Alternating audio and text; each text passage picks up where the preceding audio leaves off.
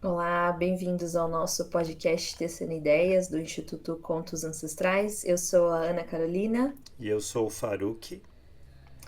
Nós estamos analisando o livro da História Sem Fim e hoje a gente vai entrar no capítulo 6, Os Três Portais Mágicos.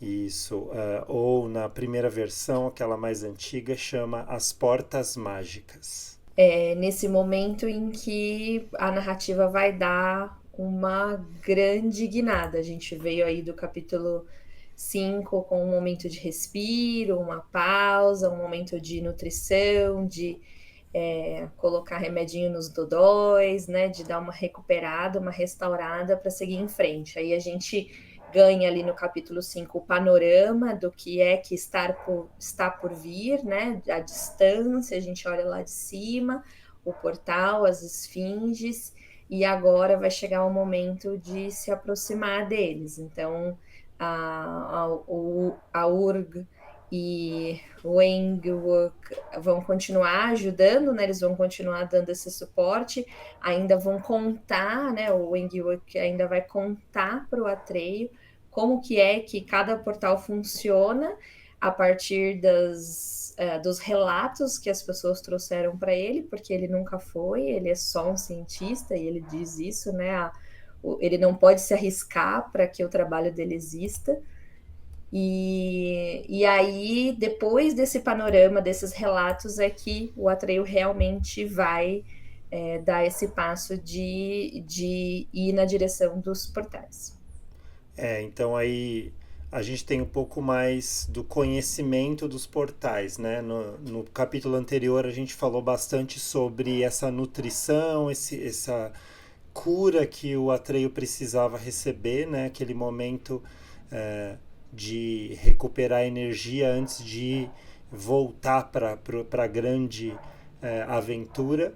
E agora a gente tem um preâmbulo nesse capítulo do Engyuk, finalmente agora dando as informações. Então o nosso herói já está são e forte novamente para ele poder, ele pega as informações que ele precisa e aí ele pode empreender essa etapa da aventura. Então a gente sabe que nós temos, agora vamos falar o que o Engyuk dá aí por cima do que ele sabe. O primeiro portão, né? É o portão das esfinges, que a gente já falou que era o que estava sendo visto pelo observatório.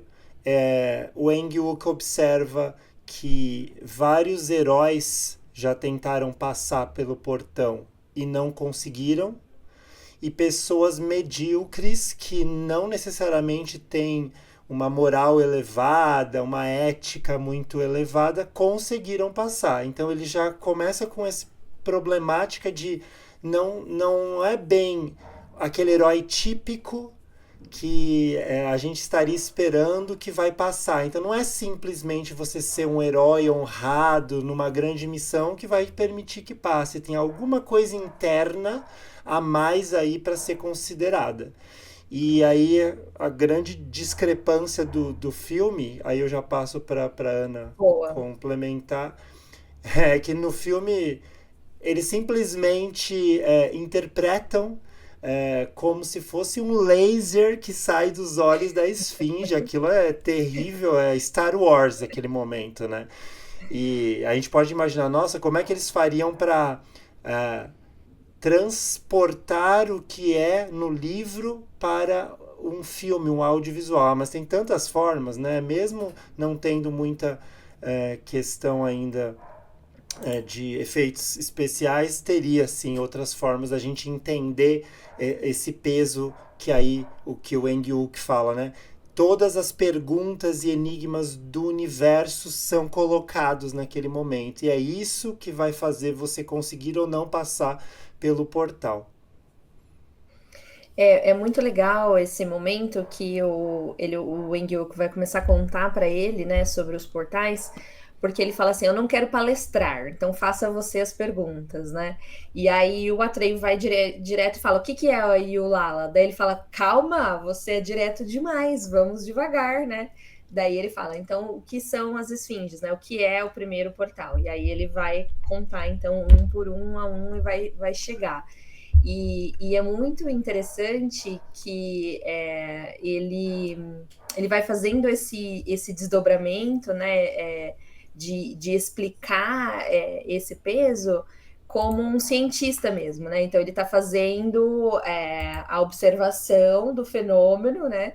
E aí ele vê alguns bons, mas ele vê patifes, né? Ele fala, ele vê pessoas que não tinham uma boa moral passar. Então ele percebe que aquilo não pode ser uma teoria. Ele vai tentando criar teorias, né, para explicar a passagem. E essa não é uma delas.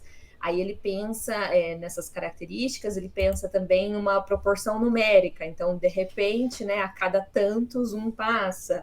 Ou então os números primos, né? Então ele vai propondo várias teorias como um cientista e ele não encontra nenhuma. Ele fala, não tem jeito, não tem lógica.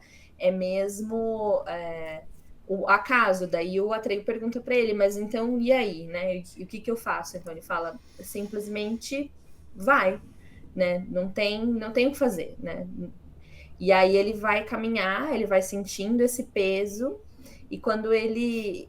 Não, mas a gente não entrou ainda, a gente só tá É, falando, né? a gente só tá dando ainda, né? E aí mais informação que o Eng-Wook dá, né? Na verdade, o que o que a gente confronta quando chega, o que o herói confronta quando chega no primeiro portal é o olhar.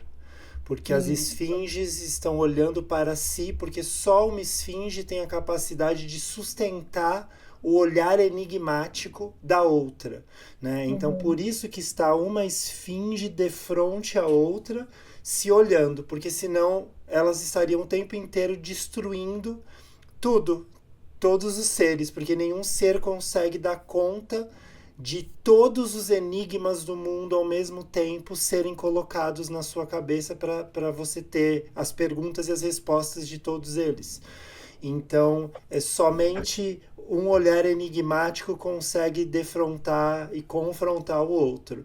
E quando chega lá para entrar, você vai ser olhado por elas. Então, todos os enigmas do mundo vão recair sobre você. E aí, algo que só essa pessoa que está passando lá internamente consegue elaborar vai. Vai dizer, né, se ela consegue ou não passar. E como disse o Engwook, não, apesar de todas as formulações científicas, ele não conseguiu chegar num resultado. Por quê? Novamente dizendo pra gente, existe um limite para o conhecimento e tem uma parte do mistério que não compete ao conhecimento lógico científico. Existe uma parte aí que vai além, que é interna, que é de cada um, que é talvez intuitiva. Não adianta querer decifrar tudo cientificamente, pois tem uma parte que escapa, que é a subjetividade, né? Que é o olhar do sujeito. E isso tá bem claro, né, na conversa deles ali, porque nessa hora que ele tá falando que ele não conseguiu chegar em nenhuma proposição, a Urgo passa, né, e fala: Isso é uma blasfêmia, né? Como assim? Isso é um absurdo. Isso só prova, né, que o seu ceticismo demonstra que o seu cérebro tá seco, né? Que Isso você porque ela é a conexão intuitiva e para a intuição, ó, tudo é possível. tudo é É só se possível. conectar e buscar a resposta, né? Mas ela não tá buscando, né? Então por isso que ela também não. E aí ele fala que ela, ela é incapaz de se conectar com questões maiores, né? Ela é uma pessoa da vida prática, ele Ela é fala. pragmática, né? Ela é Se a gente pragmática. pensar no Jung, né, ela seria o eixo dos tipos de personalidade, né? Ela seria a sensação com a intuição, né? Ela é Isso, a exatamente. pragmatismo da sensação, né? E ela tem essa intuição bem elaborada. E tem também o eixo sentimento, com certeza, forte. Enquanto que ele é totalmente o eixo pensamento, né? E não tem nada. Ele também tem pragmatismo, só que ele vai para o lado do pensamento, enquanto que a intuição Uhum, dele tá bem, passa longe, uhum. é, até. por exercer a profissão que exerce, né? Por buscar também um reconhecimento, acho que isso é bem claro também. Ele quer ser, né, reconhecido como o gnomo que revelou o segredo, né? Isso é Acho muito que isso é legal, bem. né? Tá dentro de um livro de literatura infanto-juvenil, dois gnomos que são pequeninos, que estão buscando de alguma forma o conhecimento, e a gente está vendo, na verdade, uma questão humana muito forte que reverbera sempre, né, na condição humana, essa coisa de buscar o conhecimento, de reconhecimento, de entender as coisas, né? E bom, agora a gente vai falar vai falar um pouco do segundo ou a gente já Não, vai não, calma adentrar a aí. entrada nesse? Não, não, não, tem. Vamos para o segundo, mas tem mais um detalhe que é, ele fala é, aqui dessa parte, deixa eu ver onde está aqui na minha anotação. Ah, ele pergunta se as esfinges vão respeitar o Aurin, né? E ele fala: eu suponho que sim, mas elas só o fariam se elas vissem e elas não enxergam. Então eu não sei, porque elas são como se elas fossem cegas, elas não te veem.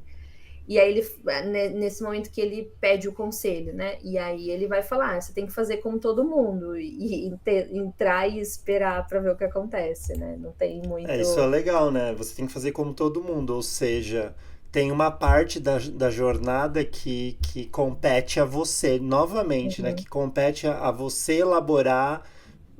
E essa no livro fica muito claro que essa é a parte onde tem que elaborar, que daqui a pouco no segundo espelho a gente vai falar do Bastian. Tem que ser elaborado pelo próprio protagonista, essa parte é só dele, é aquela parte mesmo do desafio que só o próprio protagonista tem que descobrir nele mesmo as forças que ele nem sabia que tinha, né, para superar. Ninguém, nem nada, nem o mago mais forte nas narrativas mais tradicionais poderia dar o poder para esse herói passar por esse desafio específico. É como se fosse um desafio feito especificamente para esse herói que só pode ser superado se ele reconhecer uma força que está dentro dele. Mas quem tem que fazer esse reconhecimento é o próprio herói. Não adianta todo o conhecimento ou toda a nutrição dada. Nesse momento, só o herói nu e cru vai poder descobrir aí a força interna. Você me fez lembrar que antes deles começarem esse papo, na verdade, o Atreio come, né, as coisas que a Urgo colocou na mesa e descreve, né, tipo, uma mesa muito bonita, inclusive, e ele fala que ele sente que a vida quente e dourada vai preenchendo ele a cada gole e a cada mordida. E é só aí que ele percebe o quão fraco ele estava, né? Quando ele se alimenta, né, trazendo esse olhar que você falou. E isso dá água na boca do Bastian, né? Tem uma pequena pausinha no Bastian, e aí ele come o último suprimento que ele tinha guardado, né? Do lanche dele que ele tinha fracionado, ele come a última parte e pensar que aquele era o último pedaço aterroriza ele, né? Mas ele continua ali embarcado, né? Como sempre fazendo, mesmo que num âmbito menor, uma analogia aí, uma comparação em espelho de que o nosso herói, o Bastian, que está lendo, também está tendo que lidar com alguns desafios nessa jornada da leitura, que é ir ao Sim, banheiro, que é ler, que é não ser pego, né? Saber que a escola como fechou e agora tá anoitecendo. exato. E aí, nesse momento, né, que ele termina o primeiro portal, dele, o Engel termina de explicar o primeiro portal, que o relógio bate 3 horas da tarde. E aí o Bastian se dá conta que esse é o momento que talvez o pai dele desse falta. Será que daria falta, né? Daí ele começa a se questionar, será que a polícia ia atrás dele? Será que ele trancou a porta direito, né? E aí ele dá uma parada no livro e ele olha à volta dele, né? Ele percebe que a luz está começando a diminuir, né? E ele caminha e ele vê algumas coisas ali em volta. Ele vê um gramofone, ele vê pinturas desbotadas com molduras douradas, ele vê um candelabro de 7 braços e ele percebe um movimento, e aí ele se assusta e depois ele vê que é ele mesmo, porque ele passou na frente de um espelho. E aí ele se olha por um momento e pensa que ele não é nada para se ver, né?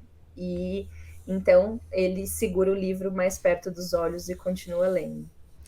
Agora vamos então comentar o que o Eng-wook conta sobre como seria passar pelo segundo portal, que é justamente o do espelho, aproveitando a deixa.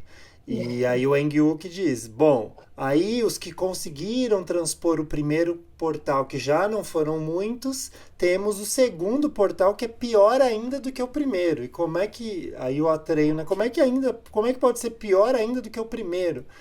E aí ele diz, porque lá você vai ser despido de todas as máscaras, de todas as roupas, do que a sociedade te vê, do que você se vê, e você vai ver sua verdadeira essência. E é lá que muitos heróis se veem covardes, que muitos seres nobres enlouquecem e voltam desesperados, pois lá eles são confrontados com talvez o monstro que eles mesmos são e que tem escondido de si mesmos e da sociedade. Então é um portal perigosíssimo, olhar sem máscaras para si mesmo, para a sua própria essência. E você vai ter que enfrentar isso aí também. Não tem um padrão, então cada um vai enfrentar o seu próprio monstro, né? E enfrentar é a palavra mesmo, porque ele diz que ele vai travar uma luta interior, né? E essa luta interior é que vai fazer ele partir, conseguir atravessar. E tem um porém aqui que a gente não comentou lá atrás, que e quando o Bashan olha, ele fala: eu não vejo nada depois do primeiro portal, né? Não tem nada, só a planície. Aí ele fala: só é possível ver o segundo portal quando se atravessa o primeiro. Então você só enxerga, né, o seguinte se você conseguir passar pelo primeiro. Então o terceiro só vai aparecer, né, consecutivamente quando você atravessar o segundo. E aí, finalmente, o pouco de informação que o Eng-wook tem sobre o terceiro, pois é o mais difícil de ter informação, pois a minoria foi, voltou e nenhum contou o que estava lá dentro.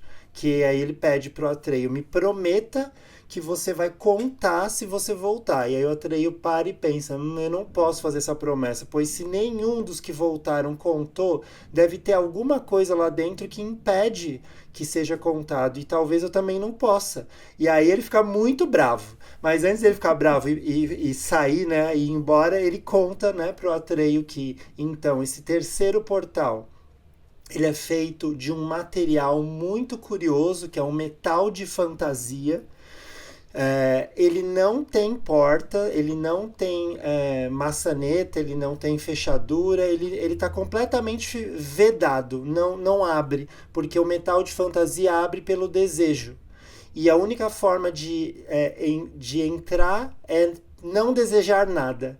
E aí, simplesmente, é impossível, né? O Atreio pensa, como? Esse daí é o mais difícil. Como eu posso não desejar entrar, sendo que o que eu mais desejo é salvar a Imperatriz Menina? Então é impossível, eu não vou passar. Né? Mas mesmo assim eu irei enfrentar, né? Porque essa é a minha jornada, mas eu já acho que vai ser impossível passar por um portal onde para entrar eu não posso desejar, e sendo que tudo que eu mais quero é entrar. E aí é isso. Aí o Eng-wook pede, ele diz que não vai contar talvez, e o Eng-wook sai, né? E a Urgol fala: "Não ligue para esse pobre velho, né? Ele tá há muito tempo aí tentando descobrir, desvendar esses segredos que ele acaba, mas ele não tem más intenções." Uhum. Esse selênio de fantasia, nada pode quebrar, nada pode dobrar e nada pode desfazê-lo, né? Então ele é um material especial. E ele então decide que não importa e não tem mais tempo a perder e tem que seguir esse caminho. Depois a gente comenta, porque ao atravessar a gente vai retomar, né, os portais, depois a gente faz as relações simbólicas, vamos continuar caminhando com ele. Quando ele está saindo, então a velha Urgo corre e deseja sorte, né, para ele. E ele parece não ouvir, mas ela fala para si mesma que ele vai precisar.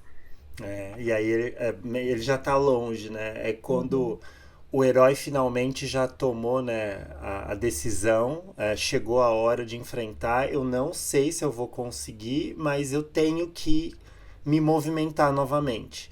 Então, é isso, ele já está distante, não adianta mais, não tem mais o que se fale, não tem mais informação necessária, somente é, a vivência agora, somente o passar pela vida, pela vivência, pela aventura. Mas ao falar isso agora, me veio um sentimento de carinho dela, né? Como essa representante da Dessa mãe, mãe, né? que abençoa o filho ao partir, né? Ele não se despede também do grupo dele, né? Da família dele, da aldeia, mas ao contar, né? Quando o Chiron conta, eles também enviam seus bons pensamentos, eles também almejam, né? Que ele consiga. Então ele tem sempre essa referência de alguém que intercede por ele, né, nesse aspecto espiritual, energético, né, a gente pode chamar do que a gente acreditar aí, mas a Urgo, ela faz isso, né, ela envia ele com essa bênção, né, ali. Eu acho que é muito bonito, como sempre a gente traz para a parte da vivência humana nossa, né? E aí como acho que se a maioria de nós, né, pode parar e pensar, eu sei que tem alguém desejando o meu bem, né? Sempre tem alguém próximo de mim que mesmo que eu não esteja em contato diário e cotidiano, eu sei que está desejando bem. E talvez seja essa representação aí, né, desses seres que a gente não está ouvindo, mas que está sim desejando o nosso bem, fazendo uma oração, um pensamento bom, né? Que acolhe sem a gente saber, né? É um abraço energético que a gente recebe. Eu gosto da palavra interceder. Quando eu estava no segundo ano do colegial, a professora passou aquele filme do Carandiru pra gente e pediu pra gente conversar depois. Foi bem interessante, assim, a proposta dela. E aí ela, né, cada um trouxe o que marcou e tal, e ela falou: Eu tenho uma coisa que me marcou, que eu queria contar pra vocês, que eu acho muito bonito nesse filme, que é aquele um rapaz que não era, que estava ali por ou algo pequeno, ou algo que não era culpa dele, eu acho que era algo pequeno que ele tinha feito, e a mãe dele fazendo oração dele por ele em casa, né? Então tudo aquilo acontecendo, toda a rebelião e a mãe intercedendo por ele em oração. E nada acontece com ele, né? As coisas passam e a muvuca é o acontecimento e tudo meio que parece que vai passando por ele sem afetá-lo.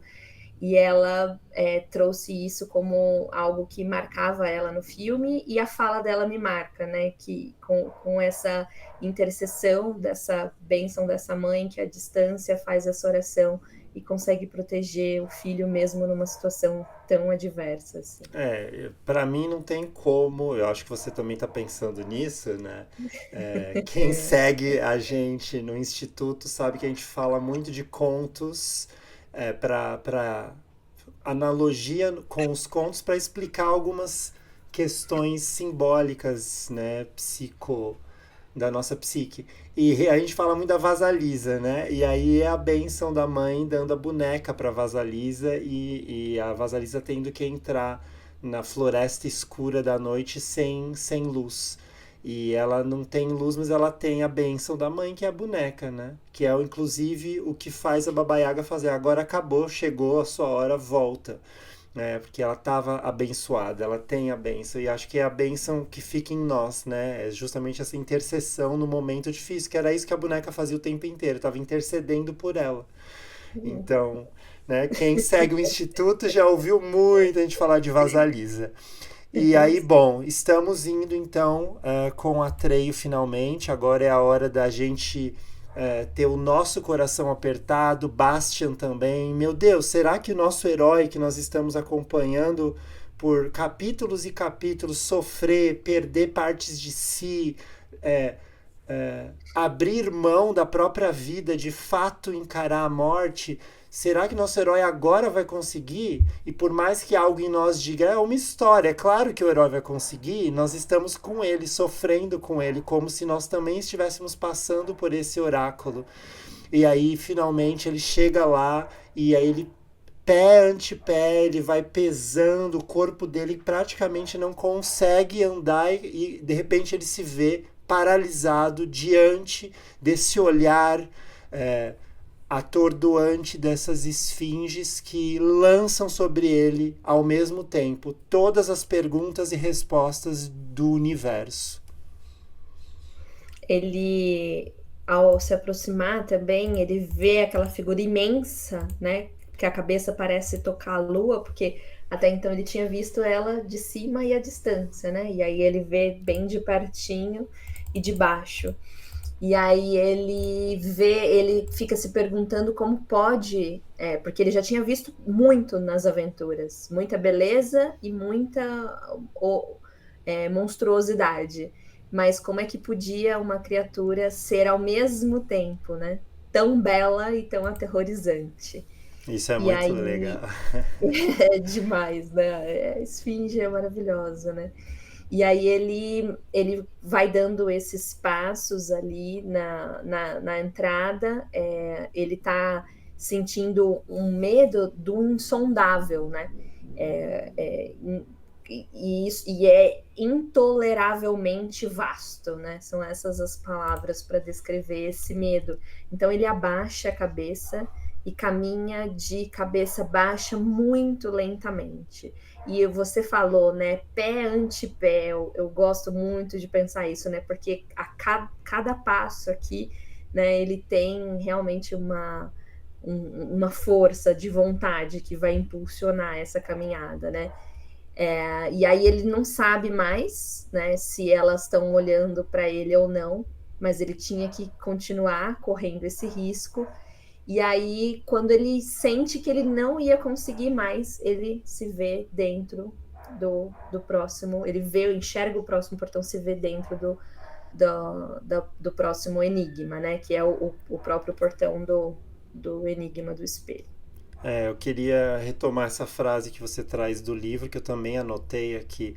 O medo do herói não era do perigo, mas do insondável, do incognoscível, do imponderável, do intoleravelmente vasto. E essa descrição me trouxe várias analogias, né? Que agora é a nossa hora de fazer a nossa análise simbólica, né? Aí a primeira que vem é uma que eu já tinha trazido, já comentado num momento, é da pesagem do coração na mitologia egípcia. Porque para mim é algo assim que está acontecendo aqui. Por isso mesmo que o Enkiwook não conseguia, ele lá, só de observador de fora, entender o que estava acontecendo. Porque você está passando por uma prova, são 3 provas, e a primeira prova delas é pesar a sua intenção, o seu coração. Eu vou pesar o seu coração para ver se ele cabe passar aqui, como é feito na mitologia grega, né? Desculpe, na mitologia egípcia. E aí o que acontece é que Osíris é o deus que vai reger todo esse ritual aí, né? Ele seria o supremo juiz nesse momento aí, que ele é o deus do submundo, né? E aí quem guia a alma é o Anubis, né? Que é o deus que guia as almas para o submundo. Aí ele chega no tribunal do Osíris para ser julgado. Aí tem a pena de um outro deus egípcio chamado Maat, que é a deusa da verdade, da justiça e da ordem. E o símbolo dela é uma pena, que é usado tem uma balança, o Deus tira do coração da pessoa, tira de dentro da pessoa que morreu o coração, coloca num prato de uma balança, e no outro prato coloca a pena dessa deusa da justiça. E aí a ideia é que vá pesar a sua vida toda encarnada com a pena da justiça levíssima, que é a pena da verdade, da ordem, do justo, né? Como se pesasse as suas vivências. E aí, caso você não consiga ficar no mesmo peso ou mais leve do que a pena um monstro com cabeça de crocodilo, que é o Amit, é, e corpo de leão. Então, olha só, como faz todo sentido a gente ir para a mitologia grega aqui, né? Porque a gente está com as esfinges aqui, são elas que são esse monstro, mulher, meio leão, meio águia, e aí aqui é esse monstro que é de cabeça de crocodilo com corpo de leão e hipopótamo, que devora o coração desses indignos a entrarem nesse paraíso aí, né, dentro dessa mitologia. Então essa é a primeira analogia que vem. A esfinge em si, ela é guardião de um portal, ela é sempre guardiã de um mistério, né, de um enigma. Então, acho que não tem também muito, né, o que fugir da própria imagem, né, arquetípica desse ser que representa os quatro elementos, né, que traz em si a representação humana, né, do mistério da vida, né, se correr o bicho, se ficar o bicho pega, se correr o bicho come, enfim, né, não tem o que fazer, né? E aqui a gente consegue olhar também esse guardião do limiar como a confiança que o herói precisa, né, na jornada do herói mesmo, para dar esse passo. Ele precisa de confiança e atravessar esse portão é confiar, né, é se sentir seguro de. Então, acho que tem essa importância aqui, ao mesmo tempo em que tem o desfazer do ego, né? Porque é o momento, então, que ele precisa se limpar, ele precisa deixar, né, para trás o peso desse coração, ele precisa deixar para trás os julgamentos ou as interpretações ou as respostas. Ele precisa conviver com a leveza de que tudo é o que é, né? E caminhar nessa segurança. Então, esse esvaziamento desse ego que a gente pode olhar para um olhar também até de trazer humildade quando ele passa com essa cabeça baixa, né? Quando ele resolve, então, que ele não vai olhar mais, né? Que ele vai permitir que elas o julguem, né? E ele abaixa a cabeça para caminhar. Com certeza, eu fiz outras anotações, né? Essa analogia com a mitologia, e aí uma delas era essa questão do eu só sei que nada sei. Então, uma das provas é você se dar conta humildemente, baixar a cabeça e se dar conta de que não sei de tudo, não posso saber de tudo, e eu só sei o que eu preciso nesse momento, né? Eu acho que puxando também já o que a gente falou no final do episódio anterior, essa questão de a gente acabou de passar por algo traumático na nossa vida, a gente não entendeu ainda o que aconteceu, não elaborou por inteiro, e se eu ficar bravo com Deus, com o universo, com a vida, com o carro que parou, eu não vou conseguir mover a minha vida, né? Então eu preciso aceitar que tem coisas maiores, eu preciso aceitar que eu não controlo tudo, eu preciso aceitar, e é muito difícil. O que mais a gente vê em terapia hoje em dia são pessoas que estão num estado difícil de se entender consigo mesma e com as relações, porque na verdade por trás disso está um controle muito forte que se tentou falsamente, que é justamente esse ego falso, né, que está tentando dar a falsa impressão de que está em controle, no controle de tudo o tempo inteiro. E ele drena demais a energia, faz com que a gente não enxergue a sombra que está junto de nós atuando o tempo inteiro, e aí a gente cai. E na hora que cai tudo junto, porque aí a gente vai para o vale da sombra, e lá a gente perde, despe de tudo, e para eu sair desse vale da sombra, às vezes é muito difícil. Eu preciso me dar conta de que não, eu não sei de tudo, não, eu não sou capaz de tudo, sim, eu preciso de ajuda, sim, eu preciso pedir ajuda. Então eu acho que simbolicamente aí num passar por um portal onde todas as perguntas do universo incidem sobre você e você tem que se reconhecer que você não vai conseguir responder todas elas, é isso. E aí, jogando outras analogias que me vieram, quem segue o Instituto aqui sabe que a gente já teve processo arte terapêutico também sobre este conto inspirado no livro Mulheres que Correm com os Lobos, que é dos 4 rabinos, que está no capítulo 1 junto com a La Loba. E para mim veio claramente, é, Boa. é a aventura dos 4 rabinos lá, onde 3 deles ficam loucos ou chegam mudados de uma forma negativa, e o último, o 4º rabino, volta com o olhar da poesia, com o olhar infantil, com o olhar da arte para tudo, trazendo esse insondável que é impossível de pegar por inteiro, que é o próprio self, que não se realiza por inteiro, né? A gente está sempre no processo de, nunca realizando por inteiro.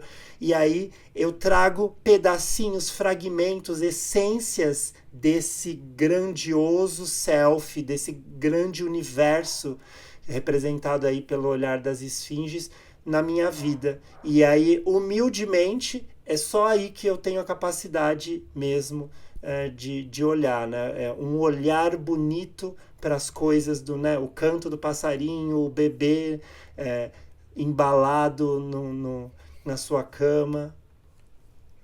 E é muito interessante, né, pensar nisso, porque lá também, né, eles estão diante, né, de toda a verdade do universo, nos rabinos, assim como ele está aqui.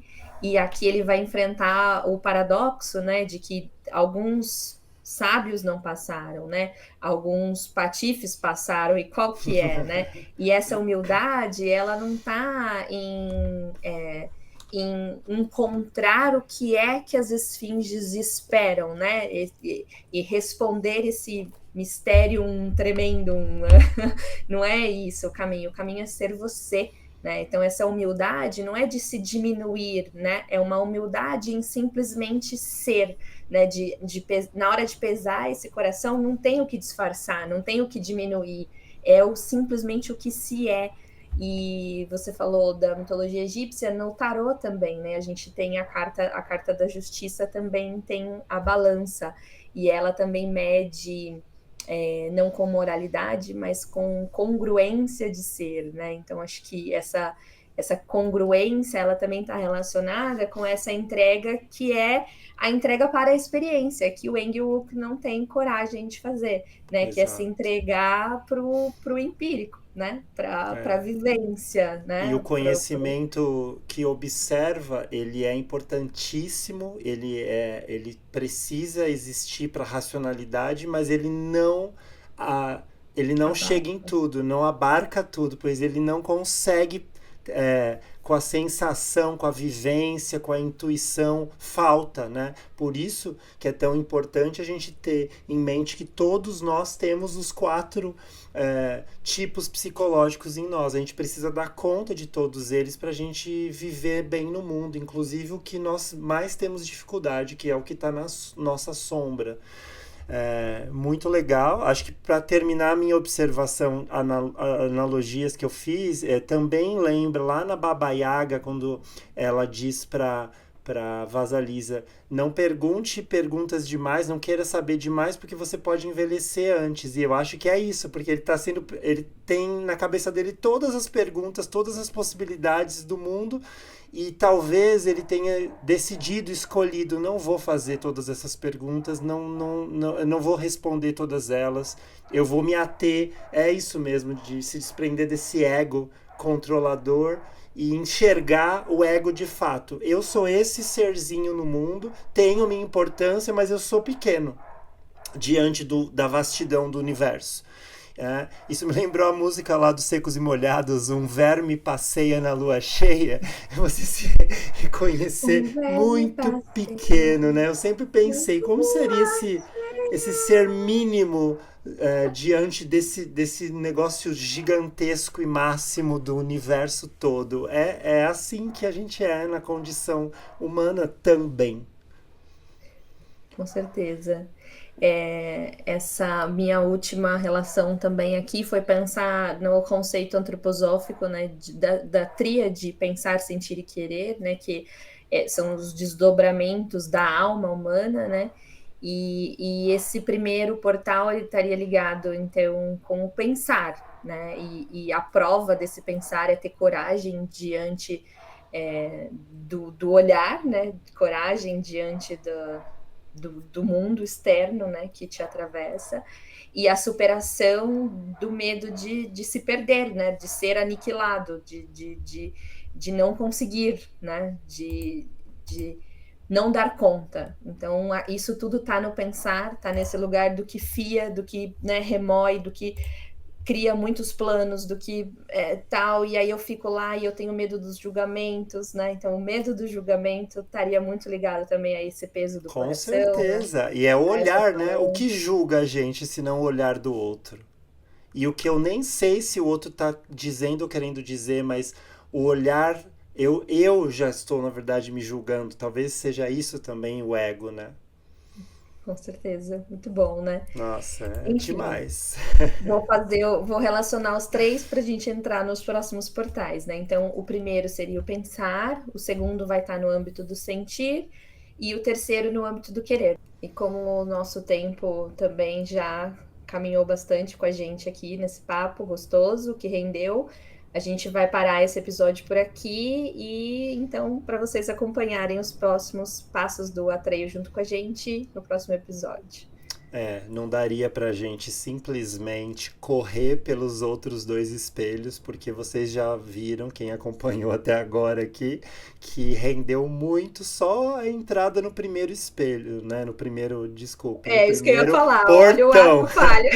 Já tô pensando no espelho. Então Spoiler. imagina a gente entrar no espelho e depois finalmente ir se deparar com a Uyulala. Então acho que vai valer a pena esperar, vai valer a pena a gente dar essa pausa até para nós mesmos nos recompormos e dormirmos com a questão aqui desse primeiro, né? Porque eu acho que o legal é a gente pensar pra gente. A gente está fazendo uma análise sempre simbólica, pensando na nossa própria psique, no nosso próprio processo. Então, como é que é pra gente esse processo que nós vimos falando, né?